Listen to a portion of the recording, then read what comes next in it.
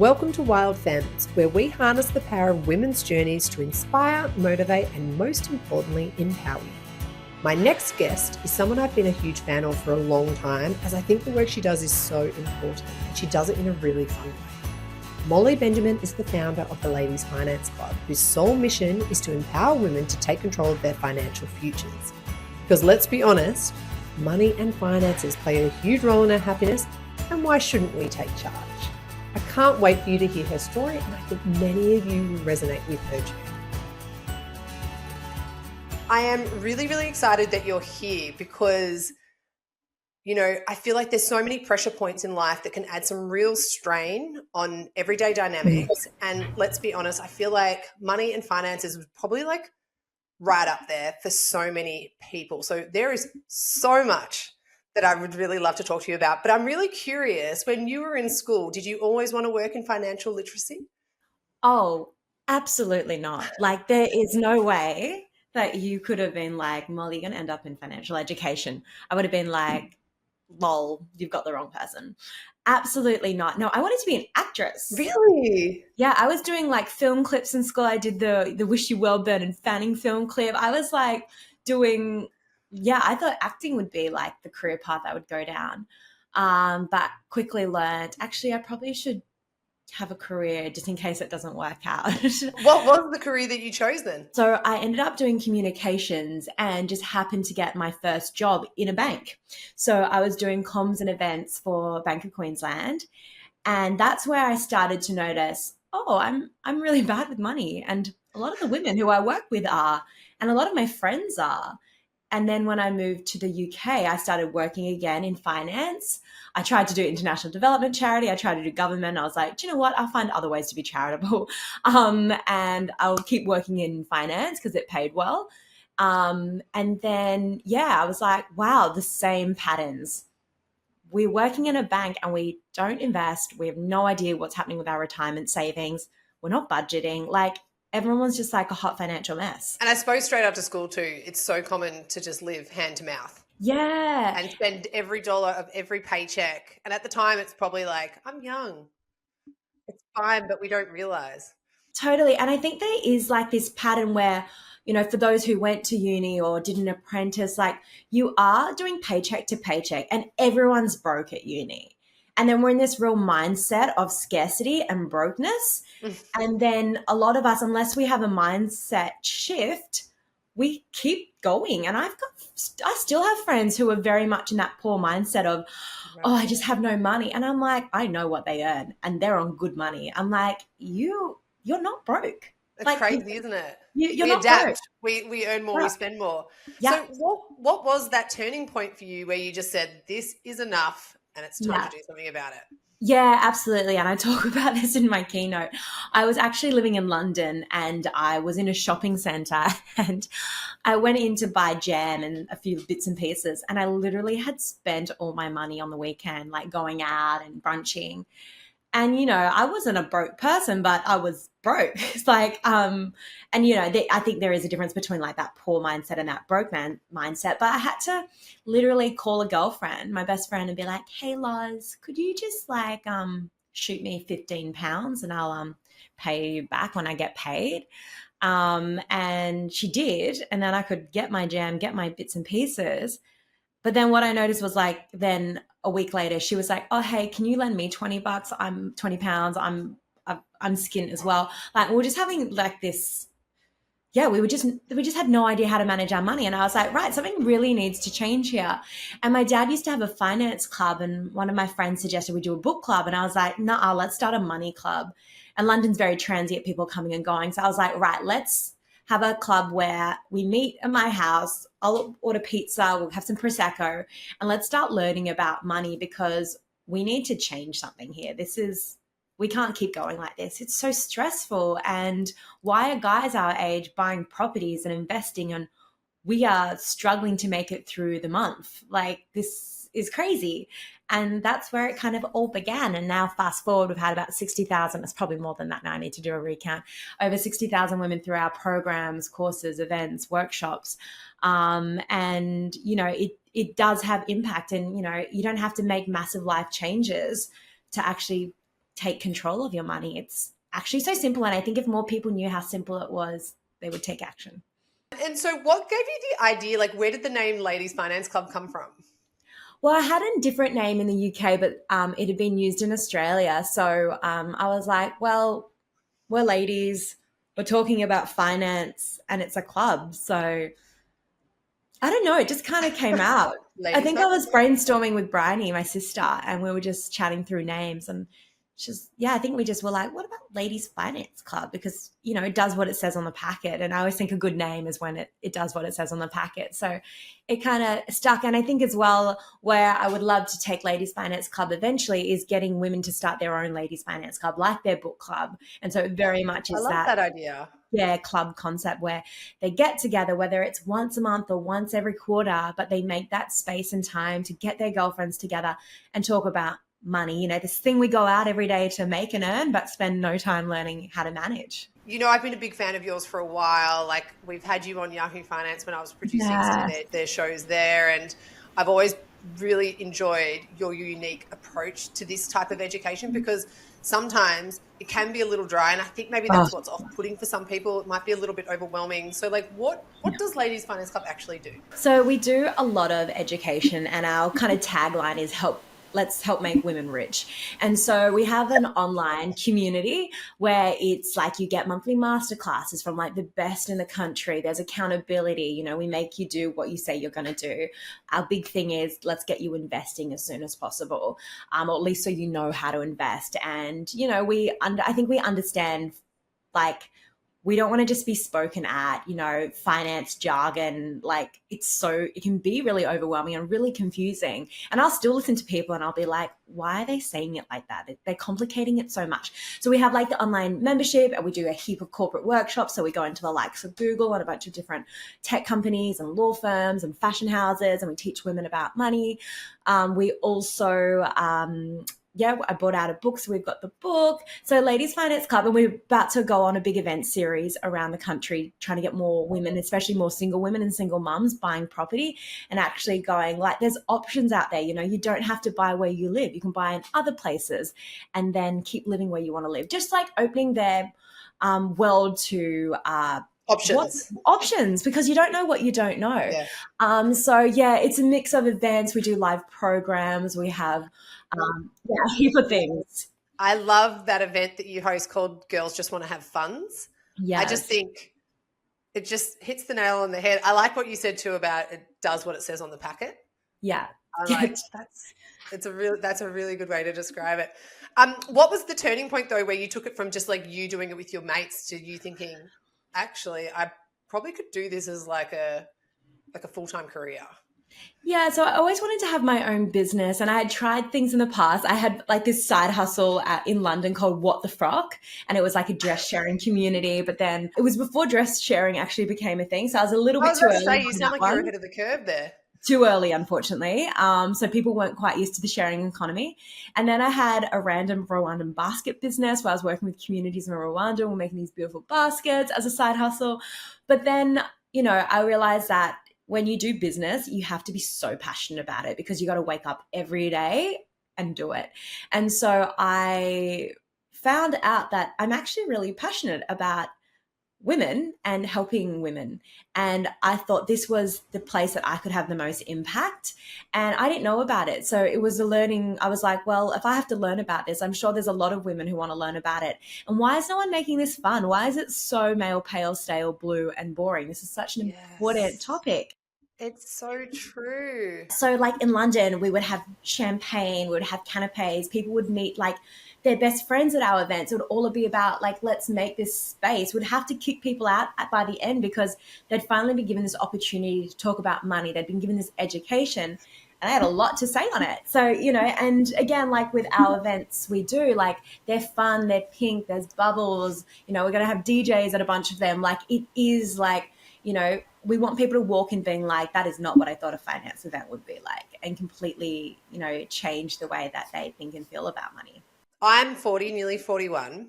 A lot of my friends are mums, you know, mums and dads and stuff. But the most common conversations that I hear amongst my sort of community is how to crack into the real estate market when You don't have the bank of mum and dad.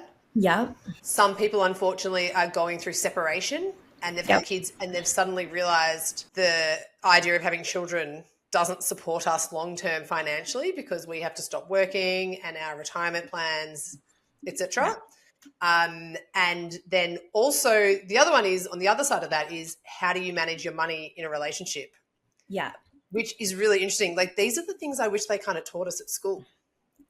Yeah, and I do think like there's a lot we could have learned at school, but were we ready to listen to it? Even if they had taught us, I don't know. I wish Sometimes they taught us how to do our tax returns. that would have been helpful, more helpful than parallelograms. And Pythagoras theorem. I've never used it. I was actually talking about this with a guy the other day. I'm like, pi, who uses that? Or like Tell me trigonometry. you didn't say me. I use And it. he was like, I use trigonometry every day at work. I'm an electrician. I'm like, well, that's very niche, isn't it? Like, that someone's using something we learned.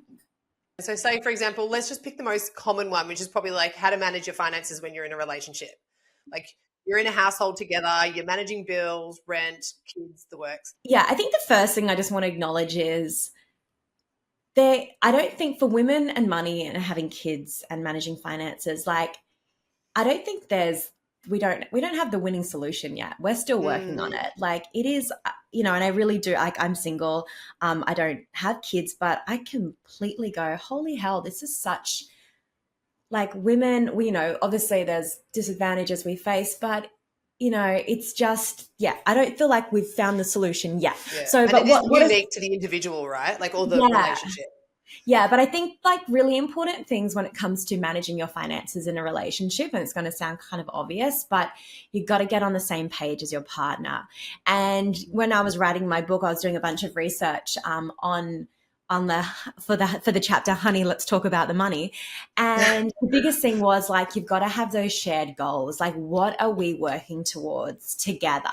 And actually taking a step back and going, okay, well, what do we want out of our lives, and when do we want to retire, and what does financial success look like for us, and how much can we spend without talking to the others? So setting ground rules. I think it's really important as well to have money in a joint account, whether that be house money or children emergency funds, but you've also got to have that money in your own name as your emergency fund as well. And that is, and I still speak to so many women and they're like, oh no, everything's combined. And I'm like, you've got to have, at the end of the day, no one's going to care about your finances as much as you do. And I hear stories that you wouldn't even believe, where they're like, I never thought he would do that. I never in a million years thought he was even capable of that. So we've got to make sure that, number one, we're looking after our own back. And I know that sounds a little bit protected. Yeah, we're a little bit protective. And I think especially for women and mothers who are women, are just such givers. And we've got to make sure that 3 to 6 months worth of expenses, separate account, our name, we are the only ones who have access to that. And that's also like a lot about financial empowerment for ourselves, right? Like, yeah. Excuse the double negative, but like we shouldn't not have control of our finances. No, absolutely no. It's and again, something I hear women say as well, it's their money because I stay home and look after the kids, and that always makes me so sad because I'm like, if they were to replace you would need a cook, a full-time nanny, a full-time cleaner, a full-time. They've worked out that literally that it would be around 160K to 200 and plus a year. And I'm pretty sure that was US dollars. So, like, and then to be like, well, then it's not, I don't get to have, a say in the family finances. Well, no, because you've taken that role, you've allowed the other partner to, it's more than have their role. Career escalate. Yeah. So you 100% should be having these conversations. And again, I think a mistake I see women make is just let their partner deal with it. And there was an interesting also in my book around competence and confidence. And competence, women and men, they test them completely equal, yet confidence, men are more confident with managing money. Yeah. Therefore, they're going to do it more and talk about it more.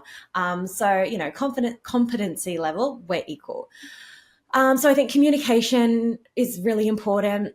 Also, like if you're taking time off work, what does that mean for your finances? How do you, putting ground rules around the bank accounts. Also, that means if your super's not being topped up, like talk about that. Does that mean you get access to their super they're going to put into yours?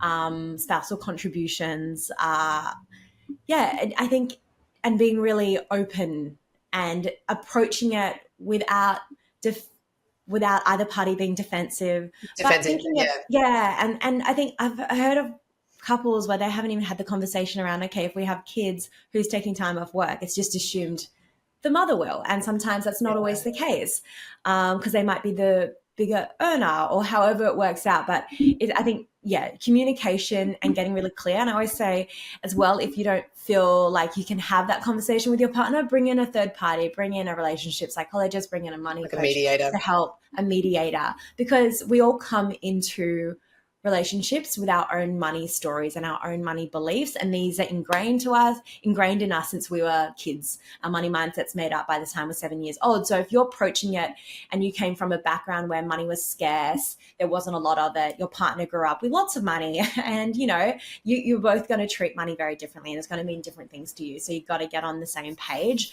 Clear communication and getting on the same page is obviously a really important thing. Now, what are some of the biggest mistakes that you see women doing today? Because you obviously connect with a lot of women. Yeah. So I think the biggest mistake I see people make is just not even engage with their money. They're just like, it's too hard. I'm going to keep my head in the sand. I'm not good at math. Being good with money has nothing to do with being good at math. We have calculators on us all the time. Like, we don't need to be good at math. But I think we use it sometimes as an excuse, because when you don't understand something, you don't want to engage with it. So the first thing is, like, you've got to just go, okay, I can do this. This is my money. Think of it as, if you're the business owner of your own finances, and you get to, work out where your money goes. You get to tell it where to go. So you don't have to wonder where it went. Another big mistake I see women specifically make is we don't invest. So we keep our money in cash because we see it there. We can see, we like the security of it being there. But then I feel so targeted right now. Sorry, I feel attacked. No, but it's so true. I think that's it's a really big thing, because I think what you were saying before too about we learn our money mindset by the age of 7. Yeah. I'm the daughter of a cattle farmer. So for us, I don't want to say that they probably worked in that scarcity mode, but we definitely were conscious of money. Yeah. And we never talked about it in an abundant way. Yeah. So I think and also being a freelance creative professional, and what you were saying before, I've always just been taught to have, 6 months. 6 months in the bank. So if I didn't have work for a little while, I was completely covered and that kind of stuff. So it is really interesting that you said that. Yeah. And I remember speaking to another lady who was from property as well. And she said, we always, because it was so weather dependent, what happens if there's a bad weather and you need all this money? So again, I think as long as, you have that 3 months worth of expenses, then it's really about, okay, how do we grow our money? And the big thing with investing is once you learn how to do it, you realize how simple it is. And you don't need to start with thousands of dollars. You can literally start with $50. I always say $500 minimum is a great starting point. Mm-hmm. And then it can be $50 a week. It can be $20 a week. It can be $5 a week. It can be whatever you can afford. And where that money goes is you then invest it into lots of different companies. And there's funds out there which are invested into hundreds of companies, sometimes thousands of companies, the top companies in America, top companies in Australia. And it's just it just feels really complicated, and we don't know how to do it, and it's not for us, and there's not many role models, female role models. If you look at all the best investors in the world, generally they're all male. If you look at all the money movies, they're all male. And then also I always love this point as well, when you think of successful males, these images of these hot looking James Bond-esque grey characters, tailored suits, chiseled jawlines, so sexy. And then when you think of wealthy women, I was actually I was reading Denise Duffield Thomas's book the other day, and, she makes this really great point. It's Cruella de Vil, The Devil Wears Prada, the mum from Crazy Rich Asians. They're these psychopath characters, the mum from Cinderella. That is what wealthy women are. They must have done something bad to get there. And so sometimes I think as well, like we have these kind of uh Disparity in perspective. disparities Yeah. in perspectives. And like if you think, someone with money is evil and bad and selfish, like what are you going to do when you get money? You're going to try and get rid of it as fast as possible because you don't want to be that. But back on investing, I digress. Back on investing, very doable. It needs to be part of adulting, like brushing your teeth, because like money in a savings account Isn't doing anything for you. is not doing anything. And especially with the cost, like inflation. So inflation, that's the cost of living going up. You need to be investing your money. And every wealthy person in the world invests their money. And you can as well. What are 3 things you would like anyone listening to today's show to start doing with their money then in regards to investing? To investing? 3 things. So, educate yourself. You've got to you got to jump into it, but also you've got to get some knowledge. So we do lots of free sessions on investing. Just come to one of our free sessions on investing. That will give you confidence to then, start your own journey. There's some great podcasts out there. There's great books out there. But, I always say there's not a quick win. Like you have to learn it. You have to educate yourself, and that's where it's a bit of a long game as well, isn't it? Yeah, and yet you're not going to double your money overnight. If you do, you're probably doing it wrong. I spoke to a girl the other day and she was like, "Oh, my investments have done nothing." And I'm like, "Oh, okay. How long have you been holding them for?" She's like, 2 months. And I'm like, "Yeah, like this is a long-term game. You're going to see results 10 years time, but you're going to be glad you started." But like I think just gets like just get started. So, you don't have to know everything, but know the basics and then get started. And there's so many apps out there that make it really easy. Like we're doing some work with Raise at the moment. So full disclosure, they're a sponsor, but they're a micro investing platform. So you literally buy a coffee, it's $5.50. They round it up to $6. They put that 50 cents in an investment for you. And you so can it's like a no-brainer for you.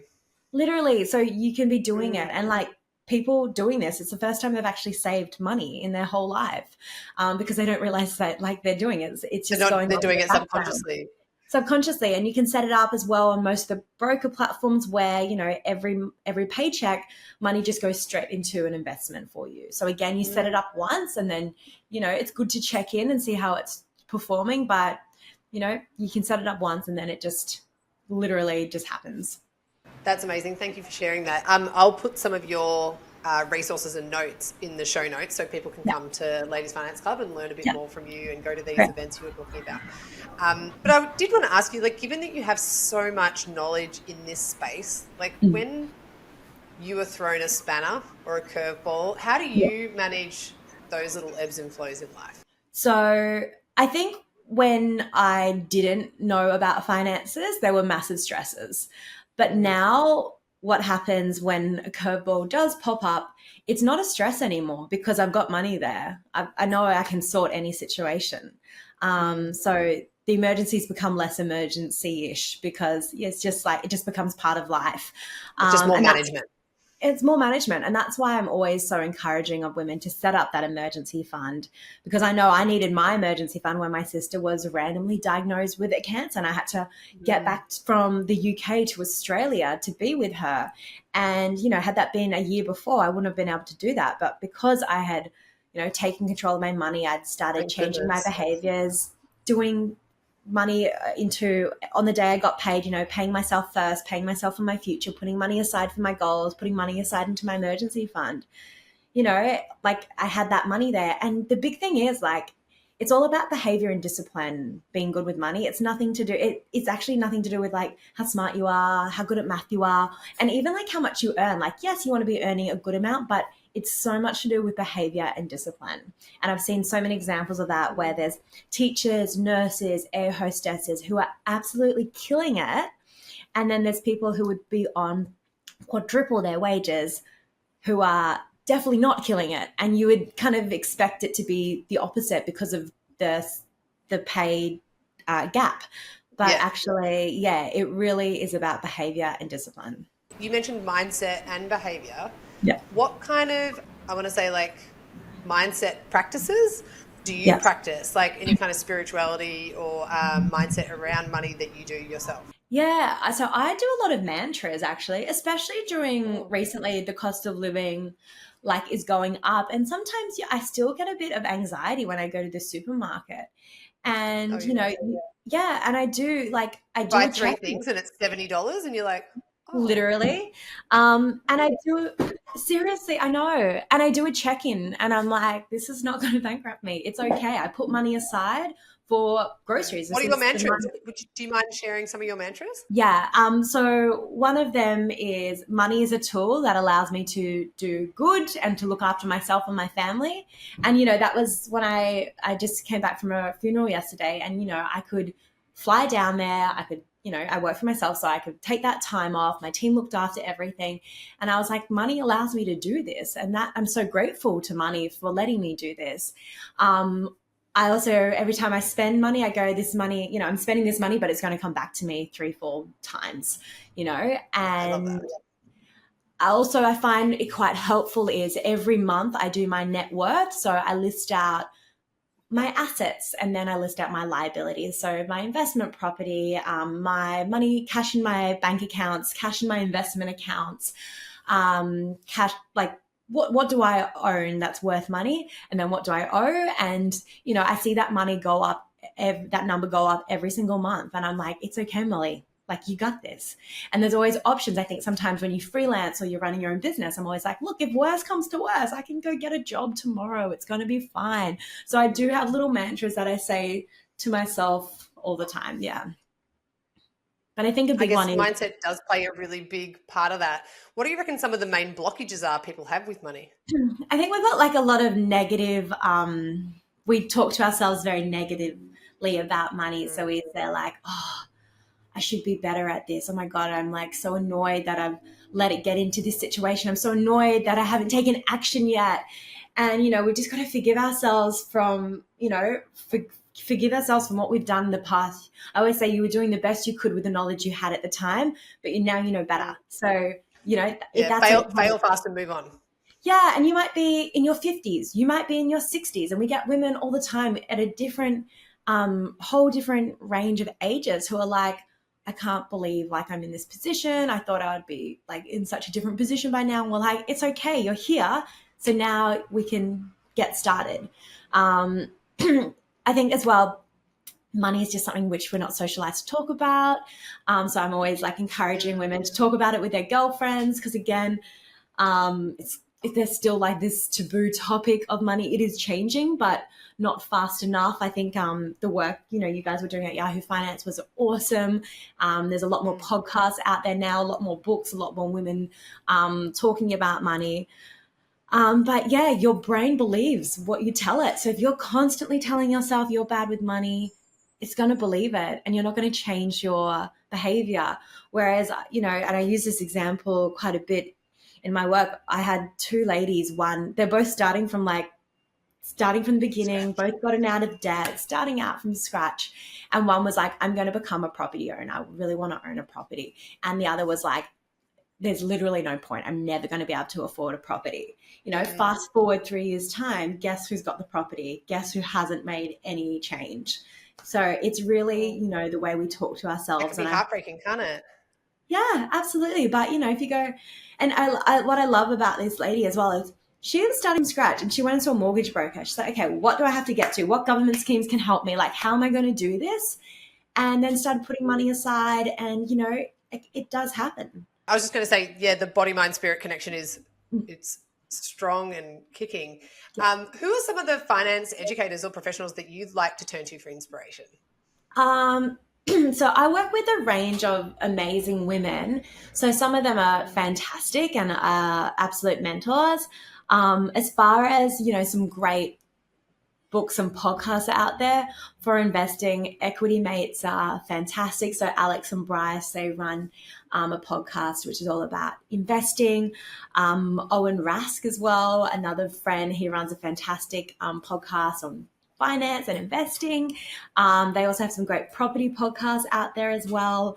There's Bernadette Jansen, who is, again, a property expert, Julie Crockett, who is a property investor. So there's a lot out there, and it's just opening your mind to things that you didn't know existed or were even possible. You've got your book, which everyone should read, and I'll put a link to that in the show notes as well. But is there any books that were a real game changer for you when you actually started to go down this path of financial literacy and education? Yeah, so I'd say 3 books. So there was The Automatic Millionaire, which was great, and that was all about paying yourself first, setting up automations. That was a really powerful book I read. There was The Psychology of Money, which sounds super boring, but it's fascinating, and that was really great from a behavioral point of view. Please do not be put off by the title because it sounds like a snore fest, but it's actually really good. And you can, if you've got Spotify. You've got Spotify Premium, you can listen to all audiobooks for free, so definitely check that out. And same with BorrowBox, that's the library, and so you can get it for free. And then the next one is controversial, but it helped me on my journey, and that's The Barefoot Investor by Scott Pape. I think it's a really great foundational book to help you. Why is that controversial? Financial advisors don't seem to really like him. People are always like, "Oh, Scott Pape," but I think he's done such a service for this country, and I really like his stuff. You know what I think it is? I think he's made. I don't know. Like when I was at Yahoo Finance, obviously we had to research a lot of different people in the industry. But what I thought was interesting about him was that he made it really accessible to like couples and like singles who were just like kind of like what you were saying, just like starting out, and made it easy, like. Yeah. The date night, the money talk date night kind of stuff and all that kind of thing. And so that's really interesting that they don't like him. Do you reckon maybe it's just like a... But I think he also exposed the industry that there was certain dodgy things going on, and, especially with fees. Right. There's so many high fees with certain, fund managers and, and super funds. I think I really liked it, and I highly recommend it as well. My book, I always feel like my book's more for women, especially girlfriends, if you're single, if you're just getting into a relationship, and it's meant to be done with your girlfriend. So you go off and you do a chapter, you read a chapter, then you go off, do the actions, you come back together. And it's about, accountability and actually doing it together. Because I know unless I have accountability, I won't even go for a run by myself. I need someone. It's definitely a good motivator, isn't it? So for anyone that wants to get in touch with you and join the Ladies Finance Club or learn how they can start their own little pods of Ladies Finance Clubs, how can they go about that? Yeah, so obviously we've got our website, ladiesfinanceclub.com. We're on Instagram. We do a heap of free content and information. So again, that's at Ladies Finance Club. We open our doors a few times a year for new members. So join our wait list and come along to a free masterclass. That's a great place to start engaging with us and start, learning how to get started investing. Oh, I love that. Thank you for sharing that. And also, what's coming up for you then? What's on your goal list for, let's say, now and for 2025? For my personal goal list? Yeah.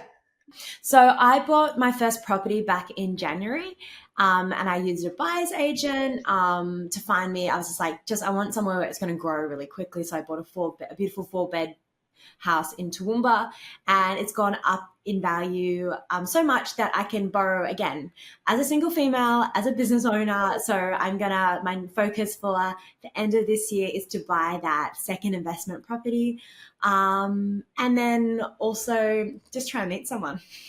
They're my 2 goals. Well, that's awesome. Thank you so much for sharing all that information.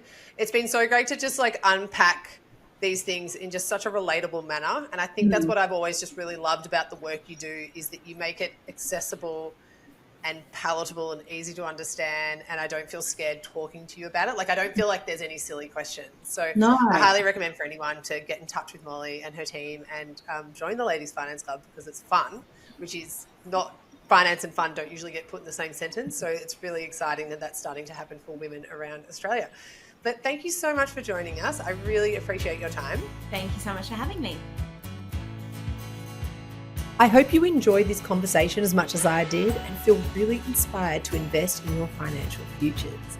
If you'd like to learn more about Molly's amazing community and events, head to ladiesfinanceclub.com for more information. I promise you will not regret it. It means the world to me that you take time out of your busy schedules for yourself to listen to Wild Femme, so make sure you share your favourite episodes and like, follow, subscribe everywhere you love to listen. Stay wild.